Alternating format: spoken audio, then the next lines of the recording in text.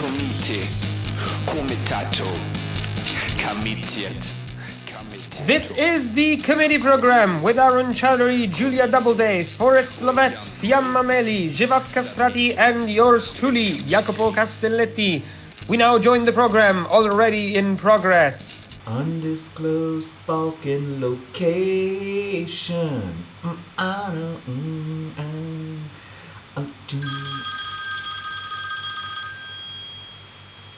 Yeah.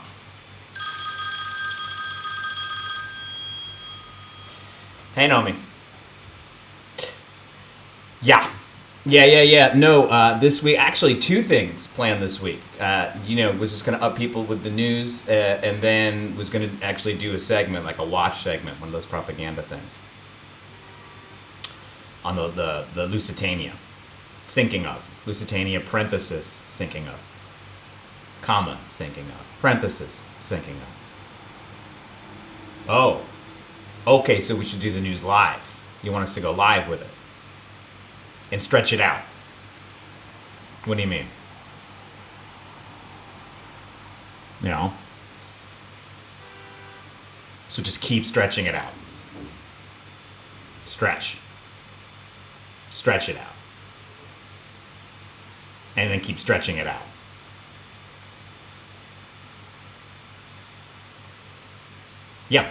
Yeah, we can stretch it out.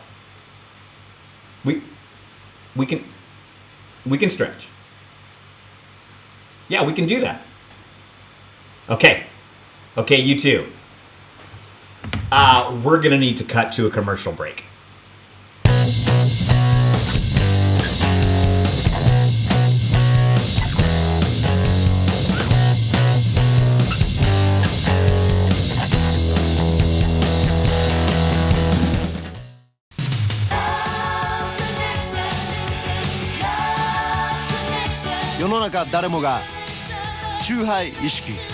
Tokyo drink. 宝缶チューハイ。劇場で見ようスター・ウォーズ大会第2部第3部が日本で初めて一挙同時上映スター・ウォーズ春休みロードショー水平解像度500本の鮮明画像を実現 AV& ニューメディアテレビナショナルアルファ 2000X Hi, welcome back to the committee program. I am your host, Arun Chaudhary. And before we take you to your global news rodeo, we're just going to have a quick message from our sponsors. Thank you so much.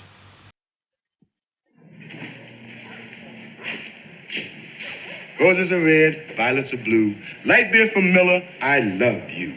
You got a third less calories than the regular beer, and really are less filling, which is something to cheer. But what I like above all the rest is the way you taste. You are the best. Yes, blue is the violet and red is the rose. And if you don't believe me, I'm going to break your nose.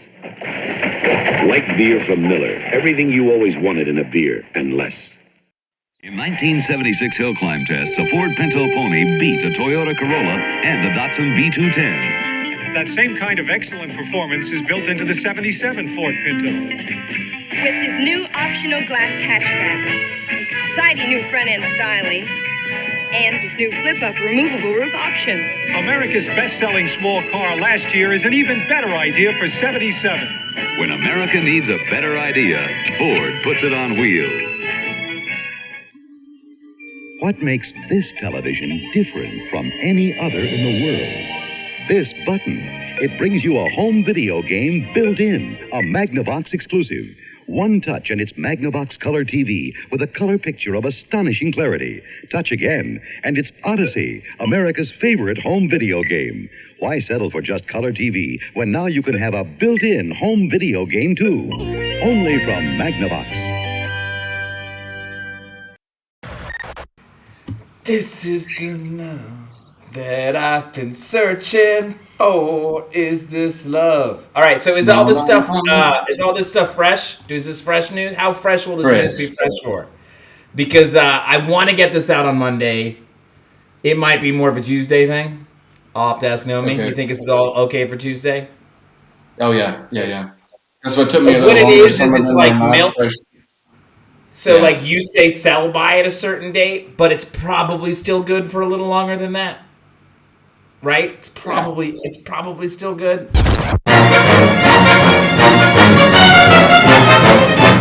Hi, and welcome back to the committee program. I'm your host, Arun Chaudhary, and this is your Global News Rodeo, a roundup of world events as curated by the show's own Forrest, Lovette. Let's go.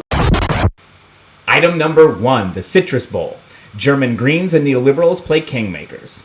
Deutsche Welle is reporting negotiations between the German Greens and the free market FDP have begun.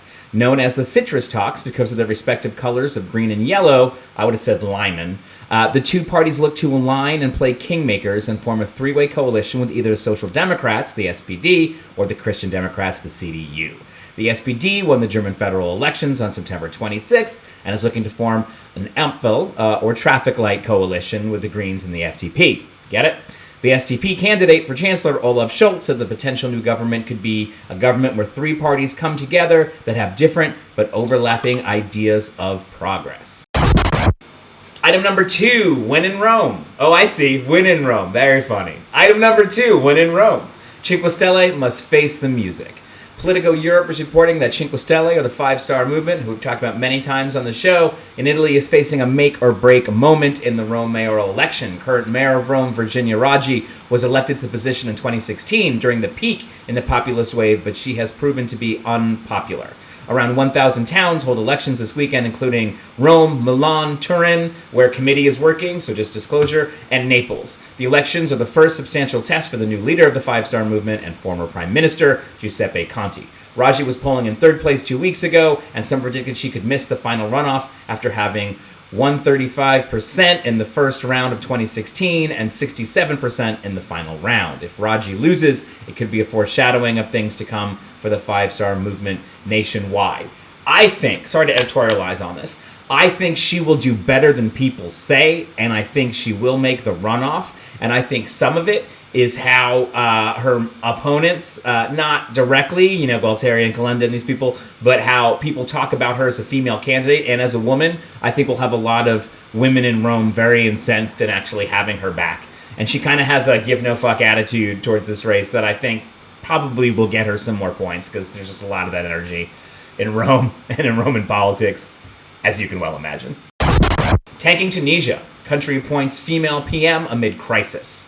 African News is reporting Tunisia has appointed Najla Boudin Romdane as the Prime Minister designate, who will become the first female leader in the Arab world. However, Romdane will not have time for victory lap as the country continues to plunge into economic instability. Tunisia is suffering from escalating inflation and high employment rates and is crossing its fingers for a bailout from the IMF, which is never a thing you want to hope for. On July 25th, President Said attacked the government and suspended parliament, which caused crucial investors to lose confidence and talks with the IMF to be halted. It's unclear what impact Romdani will make in a country that has around a fifth of its 12 million citizens living in poverty. And remember, again, as far as the Arab Spring goes, this was the good one. Item 4, Bolsonaro be gone. Protests held to end president's reign. The Guardian is reporting massive demonstrations against President Jair Bolsonaro taking place in Rio de Janeiro this weekend. They hope to channel a similar historical rally in the country that took place almost 40 years ago. The 1994 protests overran Brazil and caused one reporter to remark that it was the greatest and most fantastical popular demonstration of all time. One of the organizers, a communist named Tirabika, was present at the 1984 rally and hopes to help channel the same solidarity in this weekend's demonstrations to oust the right-wing Bolsonaro once and for all. The now 70-year-old man said they will need at least 1 million people in the streets to make any headway. As preliminary polls stand, it seems the incumbent Bolsonaro will lose next October, right? We just saw another round of polls. Lula has double-digit leads. Comrade Lula, you need to bring this home, because otherwise there will be shenanigans. Item 5, farewell from the Philippines. President Duterte announces his resignation. Al Jazeera is reporting Filipino President Rodrigo Duterte has announced his retirement from politics. He was not eligible to run again after completing his term limits, but had been assured that he would run again for vice president in 2022. He's now decided to forego the upcoming elections and retire, saying the overwhelming sentiment of the Filipinos is that I am not qualified and it would be a violation of the Constitution to circumvent the law, the spirit of the Constitution. Today, I announce my retirement from politics.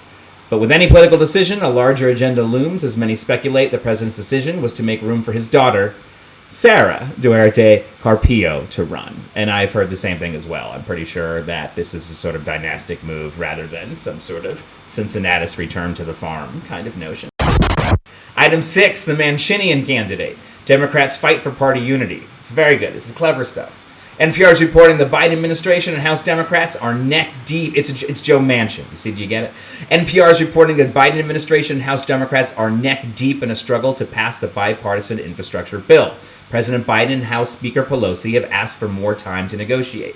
The bill passed the Senate, but has been held up because of disagreements on a larger spending package.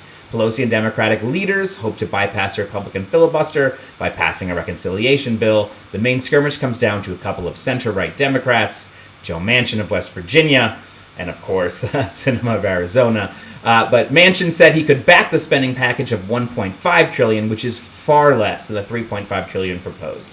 Manchin said progressives can come back at a later time and get everything they want, just not all at once. We were just making a reference to the Roman Empire, I think, a minute ago. Maybe we weren't. Maybe that was just in my head. But one is reminded of this tactic as the cunctador, the delayer.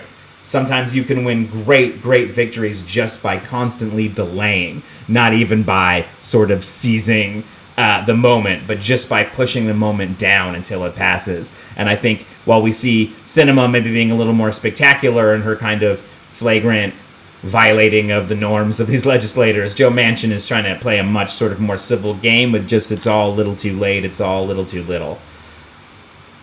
Damn both these people. Is this the love?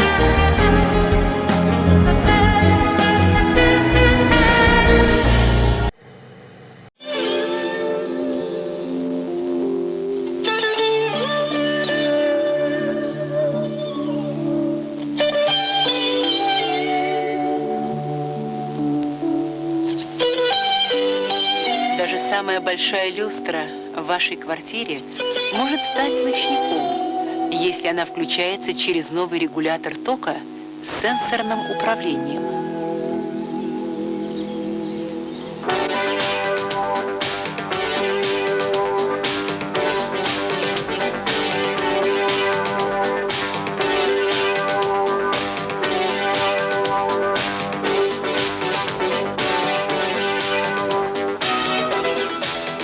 Одним лишь прикосновением корпуса регулятора тока можно плавно изменить освещенность вашей квартиры.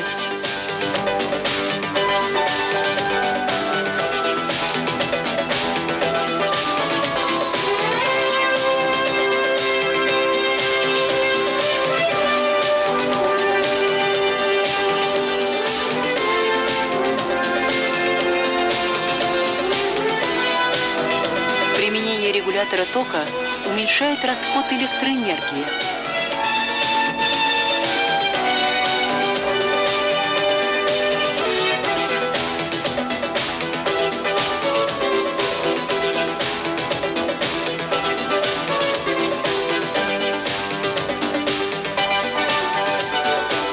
Регулятор тока устанавливается вместо встроенного электровыключателя. Он удобен и прост в обращении. Цена регулятора 10 рублей.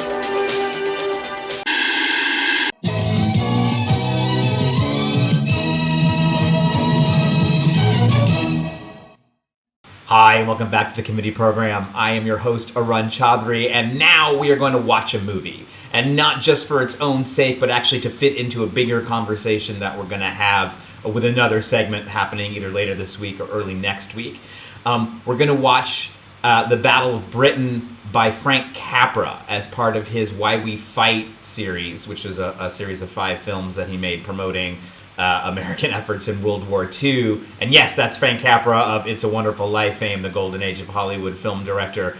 And we're going to watch this just to contrast it. This is a very typical American propaganda movie. In fact, we will dissect and have a more careful watching of his film Know Your Enemy, Japan, which is a little racist. I'm going to already give a warning to folks, but which is a sort of much more interesting piece of filmmaking. But this, I just want to compare and contrast with another film, a British film that we will watch, obviously on the same subject, but that's called Listen to Britain. And I think it just shows very different national styles and how propaganda can be a sort of very individual taste, nation by nation. And so just take this one in and keep it in the back of your mind as we watch Listen to Britain next week, and I'll have a much more detailed introduction on all of these things, but I just wanted to, before throwing this one at you, explain why I wanted you to watch it. And, I think you're wondering, isn't this a great patriotic thing Frank Capra is doing, volunteering it? And there were a lot of folks, and I just want to say, because I want to give credit where credit is fully due, there are a lot of folks from Hollywood who did help in the war effort in various ways. Some were kind of pulled into it after the war, even drafted into it. Some volunteered after the war started. I want to give a special shout out, not to Frank Capra, but to John Ford, who was so worried about the rise of fascism both in Germany and in Japan that he, without anyone asking him to, was like giving reports to the War Department about like things he was worried about and troop movements and all this stuff. So, if you're looking for a patriot filmmaker, I think you can find that in John Ford. But anyway, Frank Capra certainly makes a screaming piece of propaganda when he wants to. Let's watch.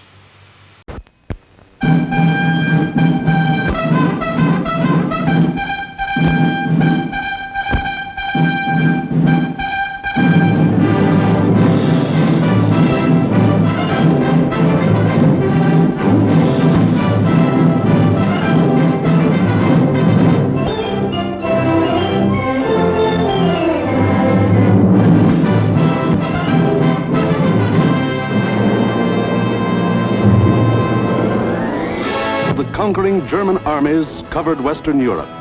The self-styled Mastering High.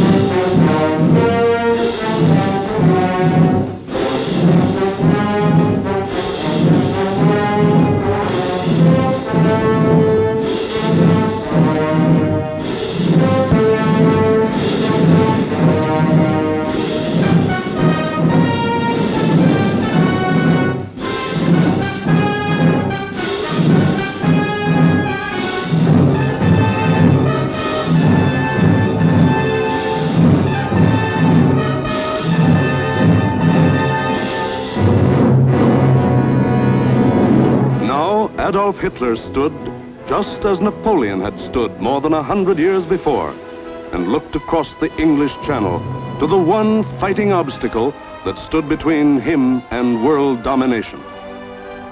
The chalk cliffs of Britain rose sheer and white out of the choppy waters. And beyond, a little island, smaller than the state of Wyoming. Crush that little island and its stubborn people, and the way was open for world conquest. The fall of Austria, Czechoslovakia, Poland, Denmark, Norway, Holland, Belgium, France had given him more than 100 million slaves to work for him or starve. The preliminaries were over. It was time for the main event, the Battle of Britain.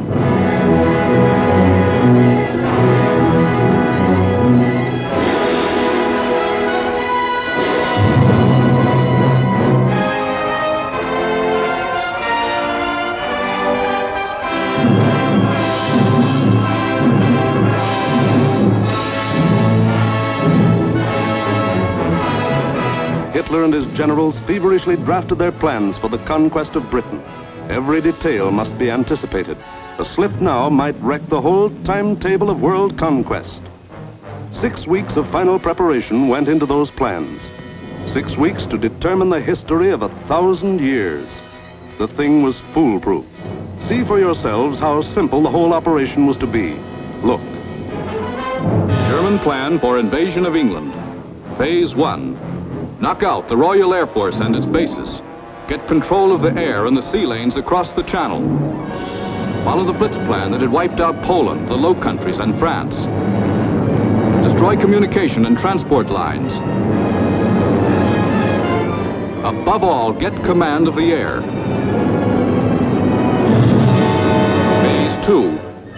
Pulverize the coastline with dive bombers.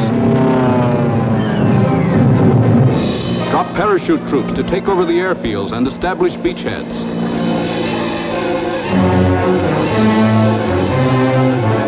Phase 3. Actual invasion. Pour the German panzer divisions across in high-speed barges under an umbrella protecting fighter planes. Then send spearheads of armed might to divide, surround, destroy all opposition. That's all there was to it.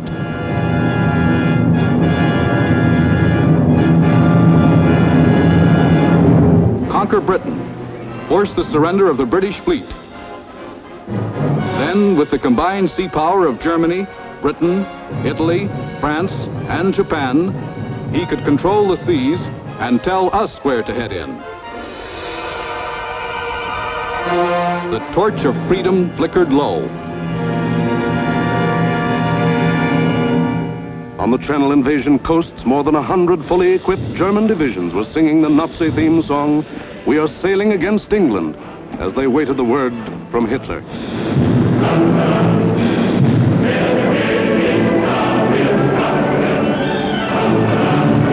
Here, for weeks, all the supplies and weapons of the Nazi war machine had been turned toward Britain.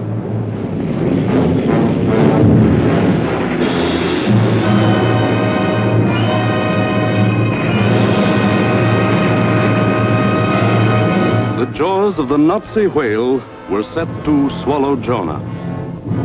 And what about Jonah? How was he doing? Well, Britain also had an army, but it was an army dragged from the sea at Dunkirk.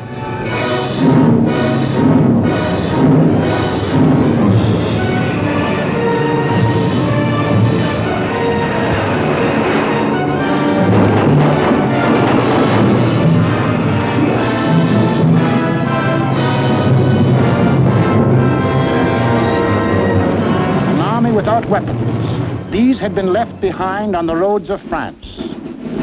Tanks, guns, motorized equipment, all abandoned to save the one priceless item, men.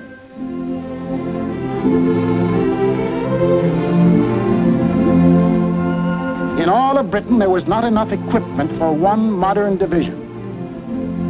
Only one tank for every 1,000 square miles of territory. Only one machine gun for every 1,500 yards of beach. Britain had a navy too, but it was scattered all over the globe, guarding vital food and supply lines. And the British knew it would be suicide to use their fleet in the narrow waters of the English Channel with the German Air Force in control of the air. Britain also had an Air Force. An Air Force outnumbered 10 to 1 by the enemy, both in men and machines. And then there was Britain herself, the people of Britain, the people who were to be terrorized and forced to surrender. They knew that every man, woman, and child, in uniform or out, would be Hitler's target in the onslaught that might come at any moment. They knew they had a job to do, and not much time to do it in. The young, the not so young, and the old. The clerk, the butcher, the farmer, the member of parliament, they formed the civilian army, Britain's home guard. They started from scratch.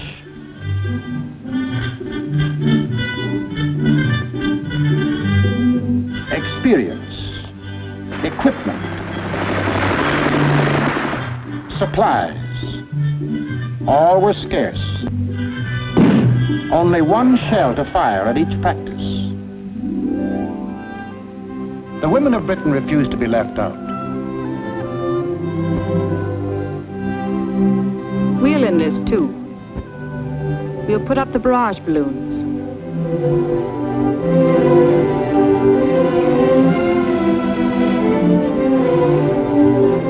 Man the ack-ack guns. We'll run the railroads and get the trains through on time. Ferry the planes. Carry the dispatches. Drive the ambulances and run the buses. And we'll see that our men are fed and don't go hungry.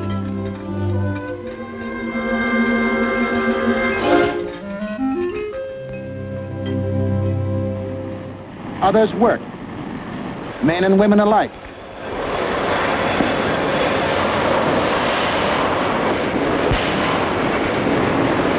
They worked full time, overtime, double time, 40 hours a week, 50, 60, 70. Hours meant nothing. Fatigue meant nothing. Until the government forced them to cut down hours because over-fatigue was hurting production.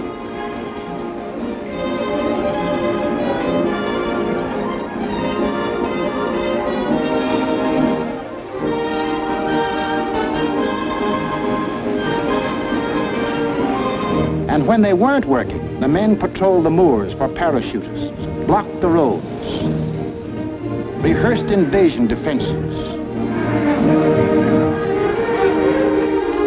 For something had happened here the Germans could never understand.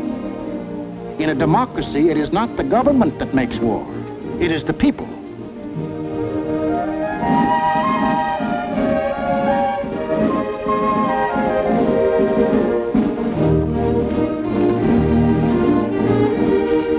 To lead them, the people had chosen Winston Churchill as their prime minister. And he spoke the words in every British heart when he said, "We shall defend our island, whatever the cost may be. We shall fight on beaches, landing grounds, in fields, in streets, and on the hills. We shall never surrender."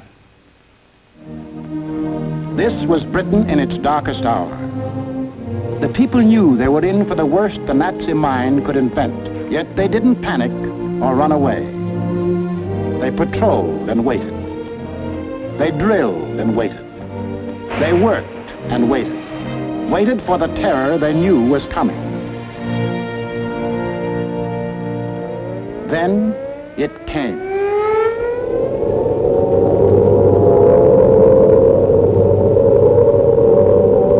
That's the sound that became part of the life of every man, woman, and child in Britain.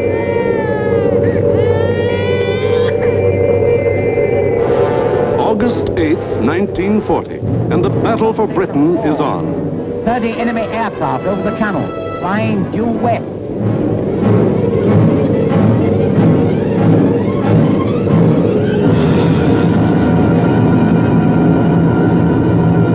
Here comes the Luftwaffe. In dozens of flights, hundreds of planes, bombers, fighters, dive bombers, across that 21 miles of channel, that 8 short minutes of water. Their first tactics were to bomb convoys in the channel. Convoys loaded with food and munitions, bound for the great port of London.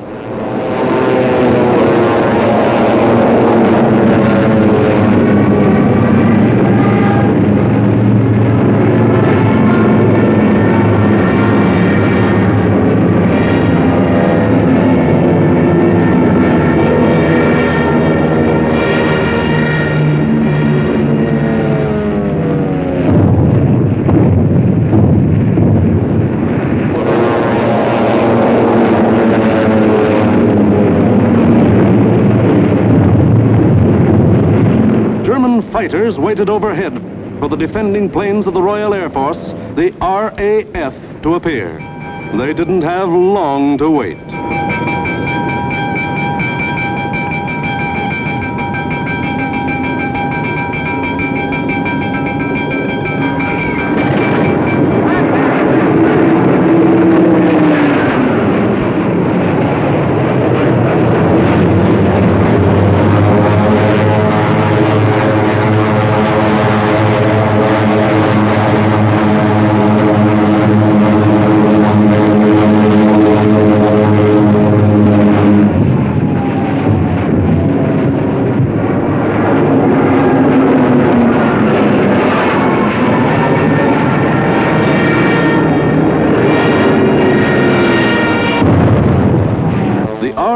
Came, facing odds of 6, 8, 10 to 1, and dove in, shouting the old hunting cry, tally-ho!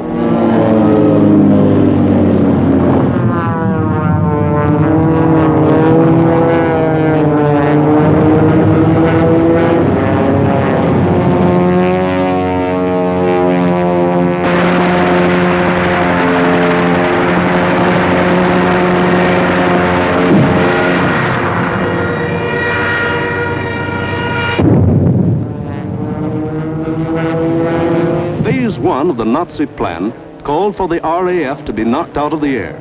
But the men of the RAF hadn't read the Nazi plan.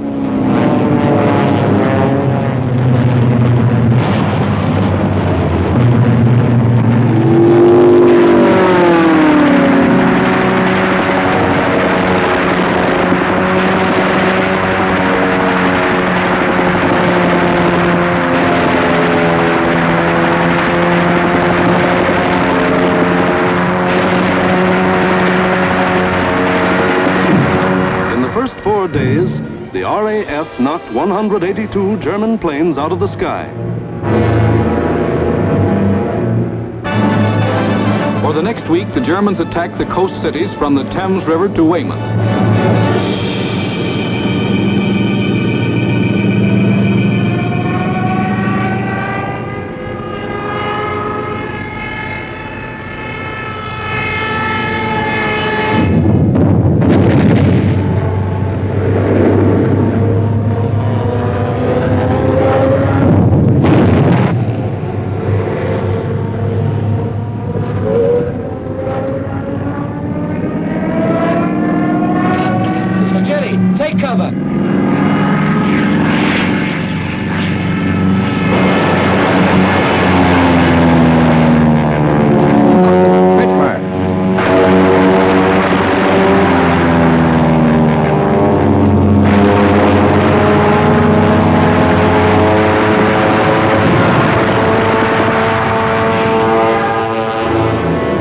Paid off with 180 more planes.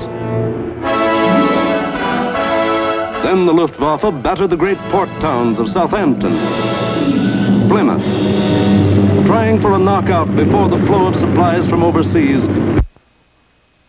The ports took a terrible pounding, but they couldn't be knocked out. Cargoes went on being unloaded with the protection of the RAF overhead. Battling the Spitfires and Hurricanes in the air wasn't panning out. So Goering switched his main attacks to the fighter airfields, Dover, Deal, Hawking. Maybe he could destroy the planes on the ground. He bombed the airfields, and the fields were hit. But the planes were saved. For Britain, unlike Poland and the Low Countries, didn't make the mistake of bunching its planes on the runways. The planes of the RAF were scattered and hidden, only a few on any one field, and those in the far corners. The Spitfires still went up to meet the enemy. In the first 10 days of the Battle of Britain, Goering launched 26 major attacks to get command of the air and lost 697 aircraft. The British lost 153, and 60 British pilots bailed out.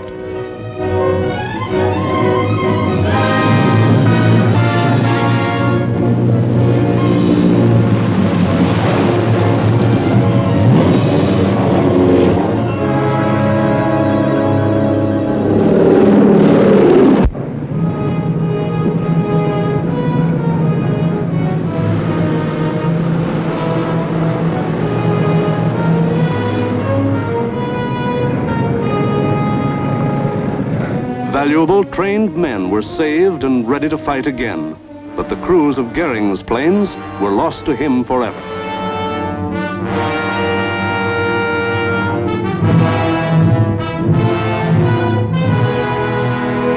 The pace was too hot. Something was going haywire. The Nazis had to call time out. On a 2,000-mile front from Norway to France, the whole Nazi Blitz program was being stalled because the RAF was still in the air. The shock troops were getting hoarse from singing, "We are sailing against England."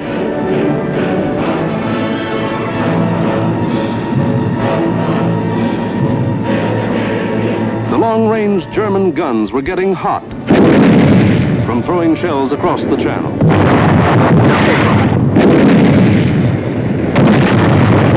In public, Hitler assured the Germans, "Mr. Churchill tells his people that England will win, but I tell you that victory will belong to Germany." But in private, he sent for Goering, the boss of the Luftwaffe, and put him on the hot seat. Goering was told to do something and do it quick. So on August 30th, he ordered all-out attacks on inland airdromes and industrial centers. Maybe he could knock out the RAF on the assembly line. And he adopted new tactics, too. More fighters and fewer bombers. Or maybe he just had fewer bombers to send. Anyway, those he did send were well protected. Fighters above at high altitudes. Fighters on both sides. Fighters in the front and in the rear. Fighters weaving in and out of the bomber formations. Britain, winner of the first round, was ready. With higher morale and sharper defense. Improved listening posts were set up all along the coast and warned of the enemy's approach before he left the continent. A quick flash from the control station to the fighter station. And pilots were on their way to meet the enemy while he was still over the channel.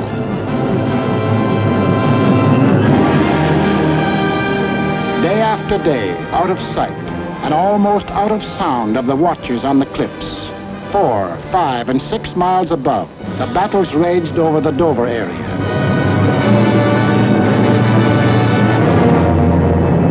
The Dover area became known as Hell's Corner. By sheer weight of numbers, the enemy again and again broke through the coastal defenses.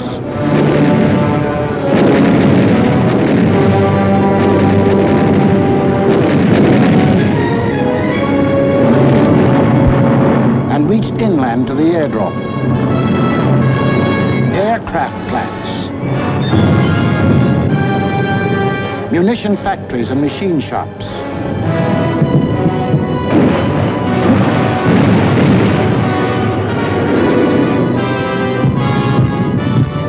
Hello, gunfire in the southeast. Right.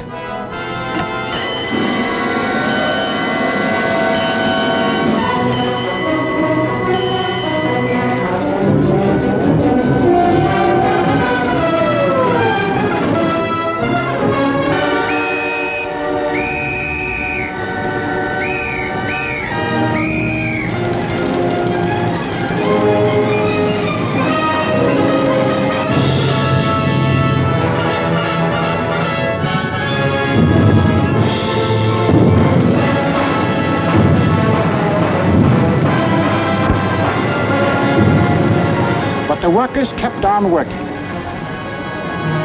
And the RAF kept on flying. These few men with wings, alone in the sky, behind their motors and machine guns, were shooting down more than the Luftwaffe.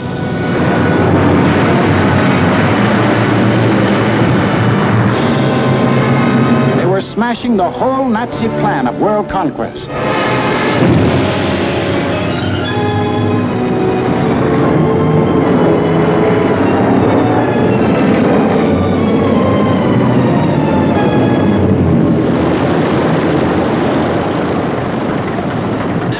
Johnny?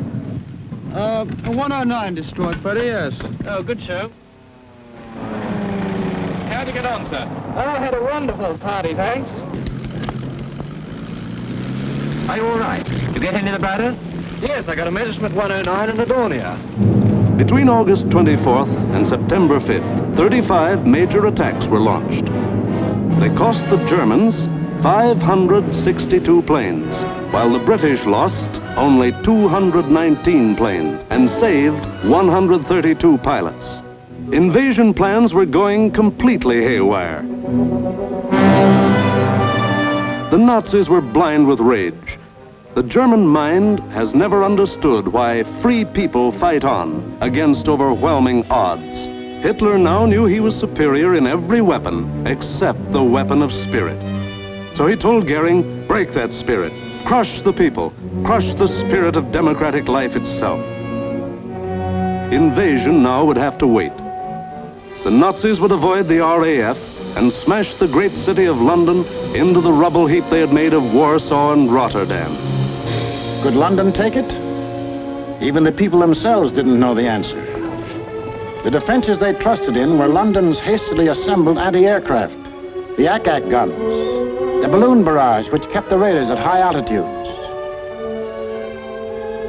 the Royal Air Force, now down to its last reserves, and the plain, downright guts of people.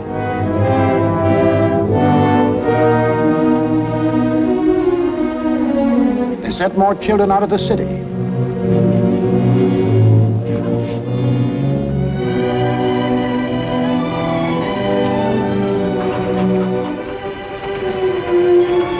Tightened air raid precautions, stationed more airplane spotters, rehearsed firefighters, moved into bomb shelters.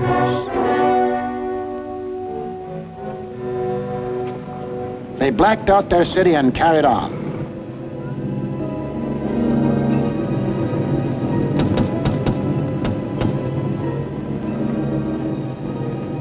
The first blow aimed to crush the British spirit came on September 7th.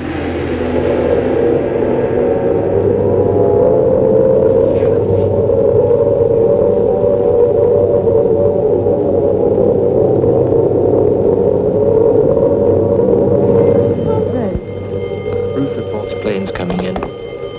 Control room speaking. Customers and staff will now take cover in the basement. Please do not run, but keep moving. Down the stairs, or you can use the escalator.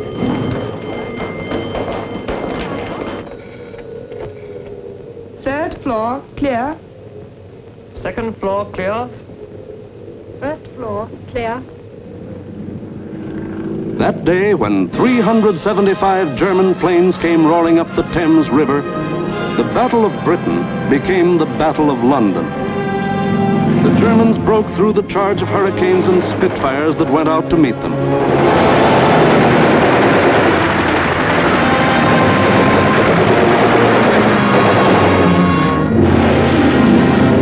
Gone was any pretense of aiming military objectives. This just savage destruction.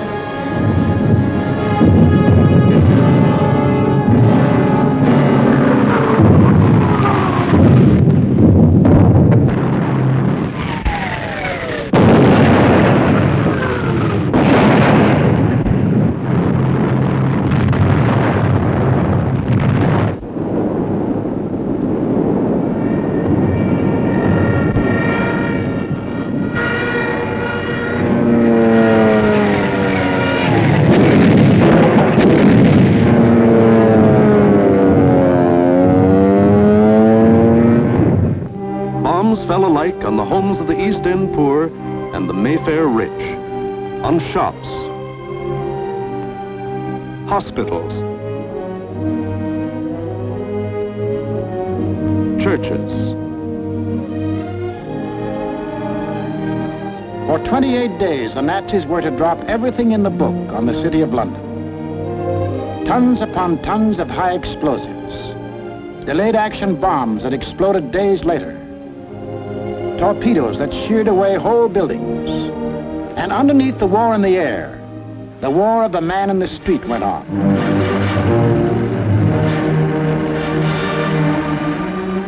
He learned to exist with very little food. He forgot what it meant to have a night's sleep, spending most of his time underground in the damp and dark and cold. Hello, Mrs. Fox. You're here early tonight. Well, I'm on the safe side, aren't I? I think that'll be all right now. Yes, that's grand. Anyway, I'll be back in a few minutes if you want. Now, how are we going to get you up there? Get a young man to lift you up. Barney? Hello. Tell this young lady a lift up. Righto, I'm coming.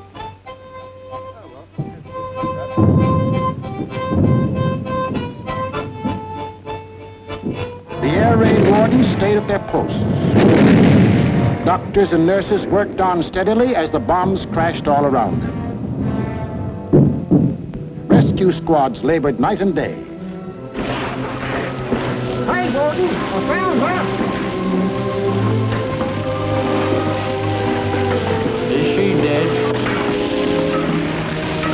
Fight so. Firemen said, nuts to the bombs and battled to put out fires. This was life in the Blitz. Against all the rules of Nazi warfare, Britain was refusing to crumple up. Across the Channel, the enraged Goering took personal command of the operations.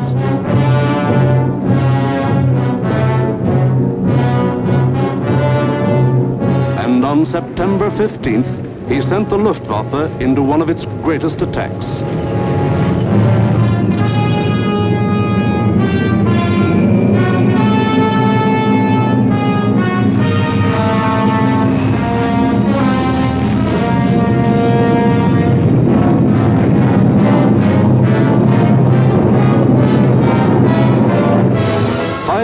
German bombers and Messerschmitt fighters roared over the English coast. Starmouth calling. Planes heard 3 miles southwest. Out for hostile planes approaching from the southwest. The British met the challenge by throwing in everything they had.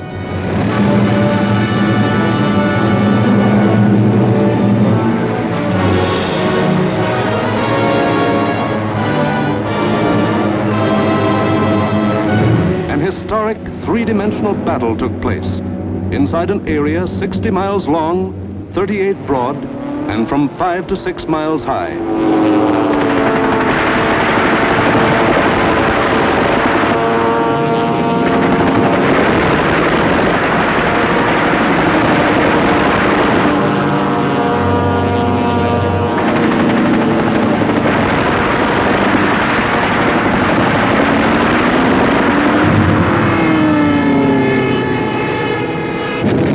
200 individual dogfights took place within the first 30 minutes of the raid.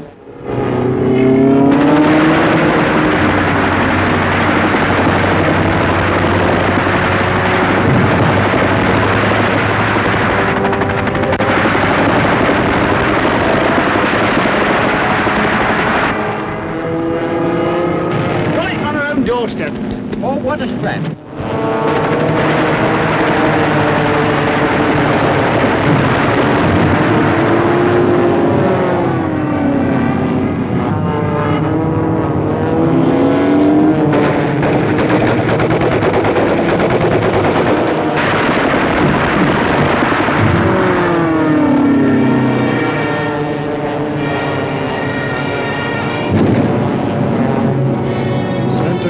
London 1. Thank you, Center. We'll keep a lookout for them. Hostile formation to the south. Some of the German bombers broke through London's defenses.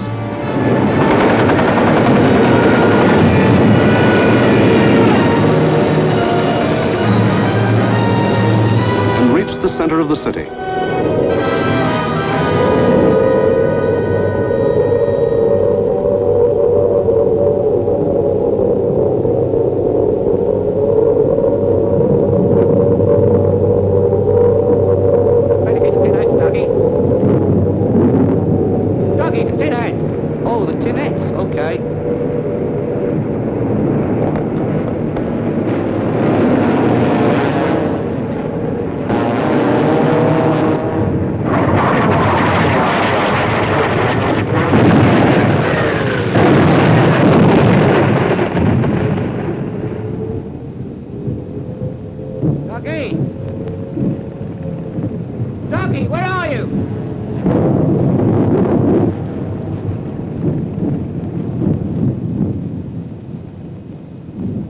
Blimey, I thought they'd got you.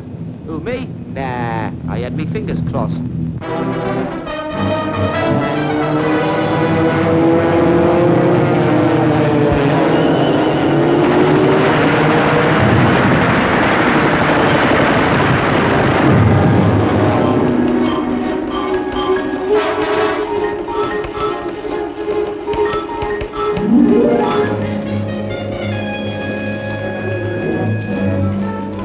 Air Ministry communique. The biggest bag yet. 185 enemy aircraft shot down. End of message. Of the 500 German planes that came over that day, more than 1/3 were shot down. In the 28 days of terror from September 7th to October 5th, the Nazis dropped 50 million pounds of bombs on the city, killed 7,000 helpless civilians, and wounded 10,000 more. Bombs fell on Buckingham Palace,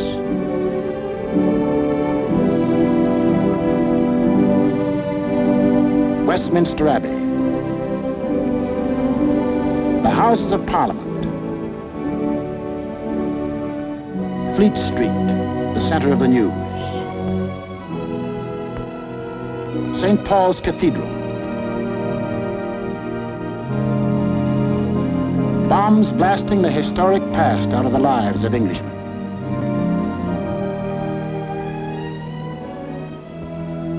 But in these 28 days, the Nazis lost 900 planes and their crews.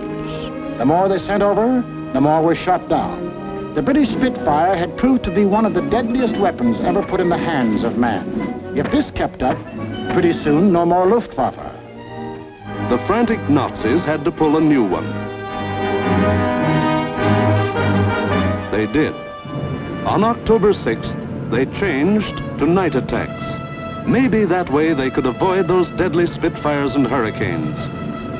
Maybe that way they could crush the stubborn British spirit.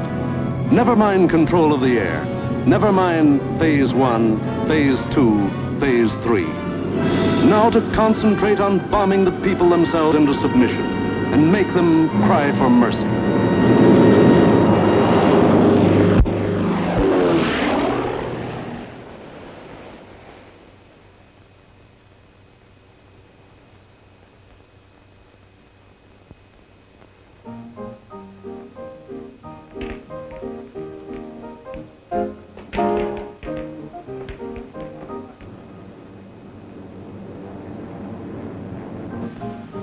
Hostile raid, sir.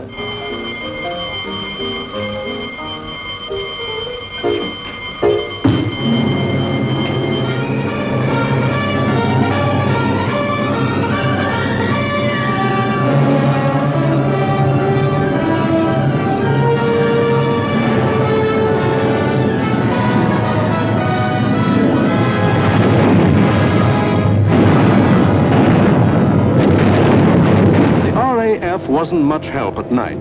This was just German bombs against British guts.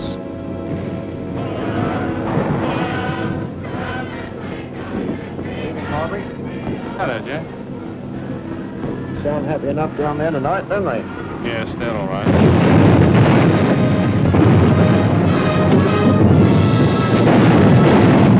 The great docks of London were left roaring infernos. Homes were destroyed by incendiaries. Business blocks were aflame. And still the people of London took it. Night after night they burrowed underground. And morning after morning they dug themselves out of the wreckage.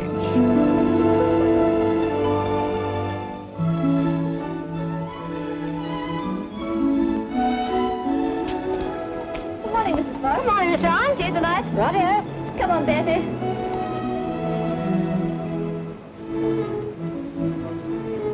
Would you like to sit down? Thanks.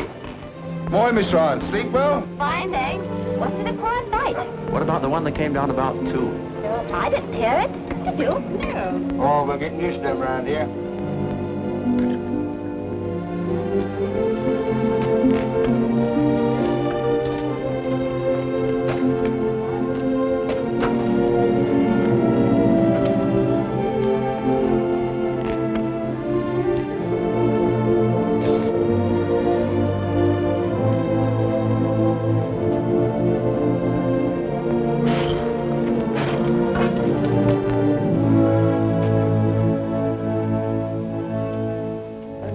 better go away from this for a bit.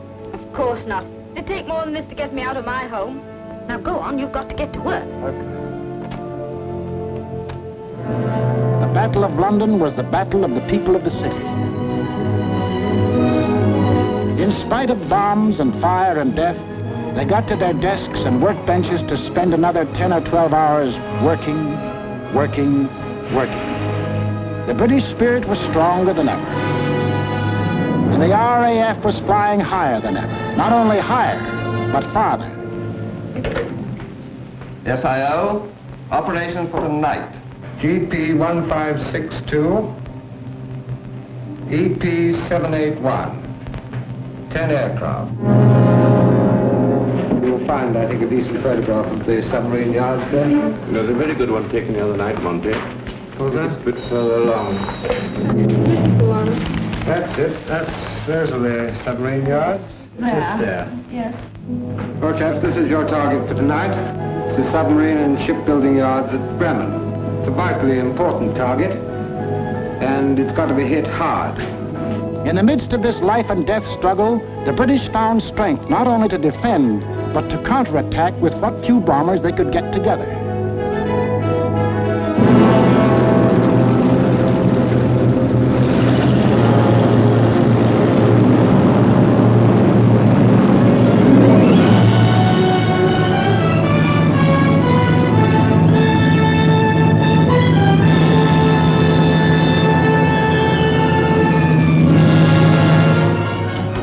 Charlie airborne, sir.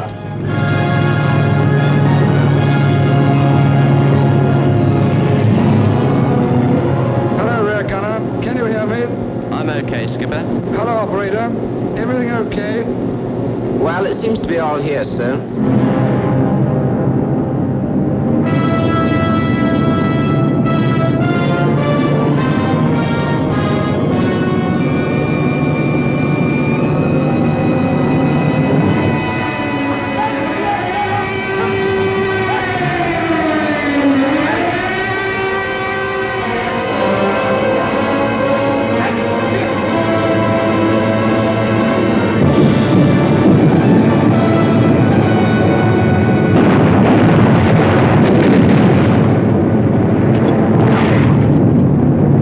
Stand by. I'm going in a glide.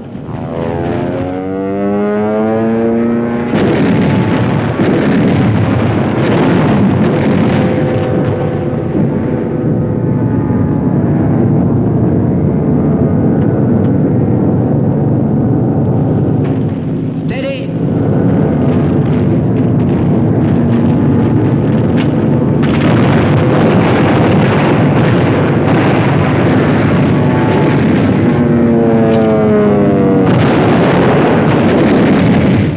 Bullseye was the last one. Here was the RAF giving it back. Hitler cried, "Night, gangsters! For this crime I will exact 1,000-fold revenge." All the available German night bombers were put into the air.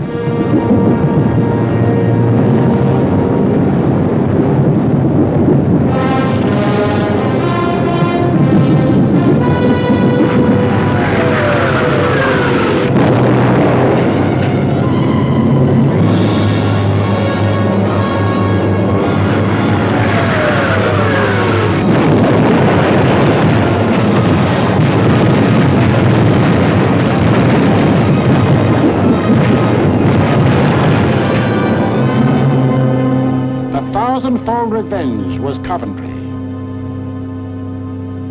On the night of November 14th, £1 million of bombs were dropped on the city.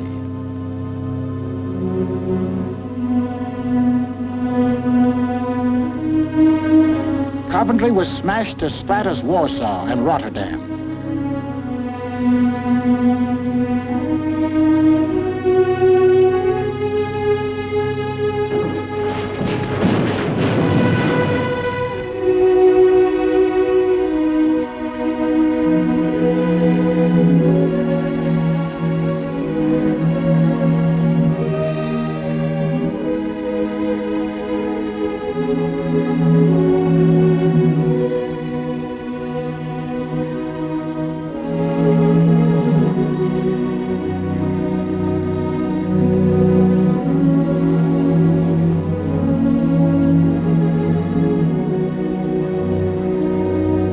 people of Coventry dug their loved ones out of the blasted ruin, saw them to their last resting place in a common grave.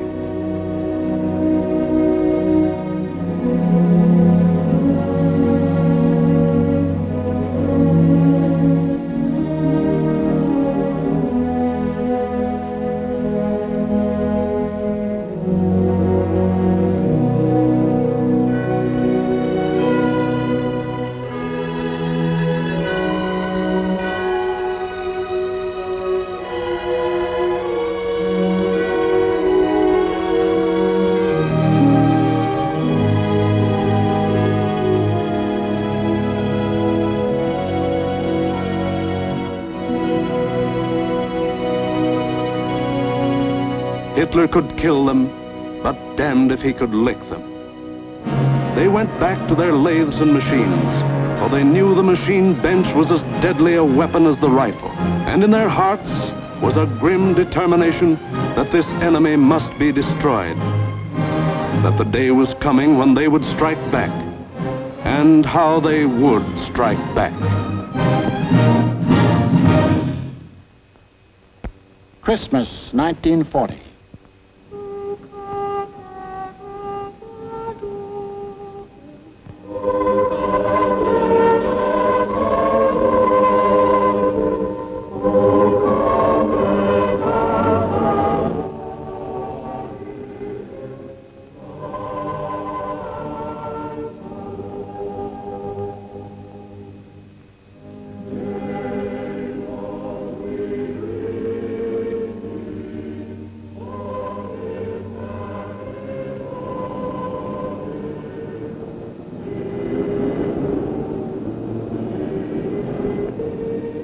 Christmas, season of peace on earth, goodwill toward men, was the ironic quiet before Hitler's great burst of rage against a people who couldn't be licked.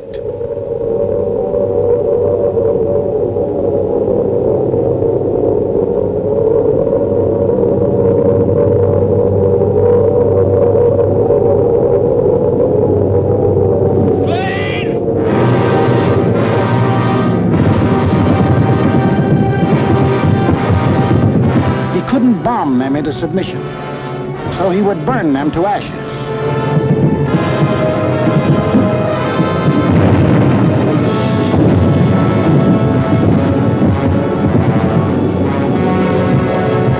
Millions of firebombs rained down on the great city of London.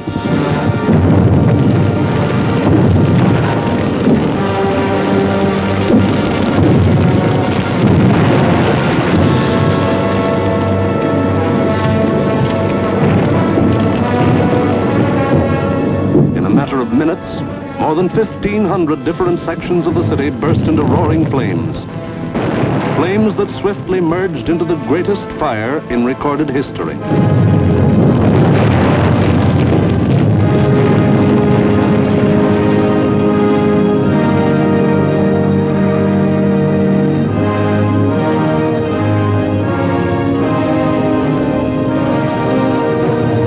In the midst of all the fire and destruction, vital water mains were shattered. Water pressure was almost entirely cut off. Heroes of the night were men of the London Fire Brigade who stretched temporary hose lines out to the center of the Thames River, struggling through mud and slime. For the Nazis had carefully picked a night on which the Thames River had one of the lowest ebb tides on record.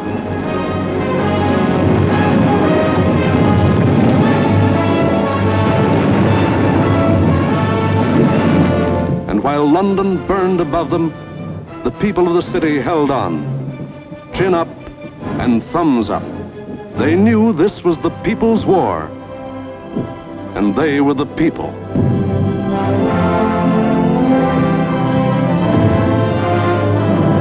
And a people that couldn't be panicked, couldn't be beaten.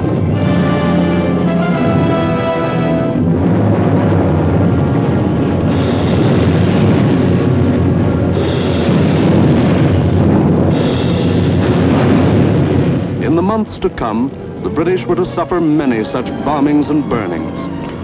But a nation that calls on cold courage when hot courage runs thin may die, but it can't be defeated.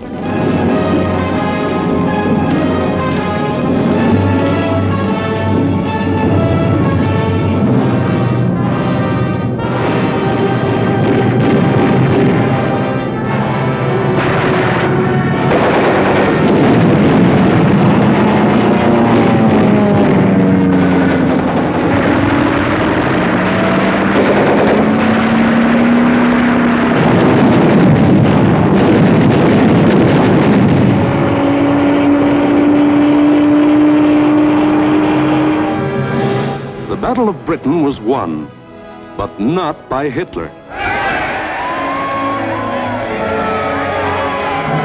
Hitler had lost the battle. He had lost 2,375 German planes and their crews. For the first time, it was the Germans who ate the bitter dirt of defeat. Gone was the legend of their invincibility. For a solid year, the Nazis struck Britain with all their might. They leveled thousands upon thousands of homes and damaged millions of others.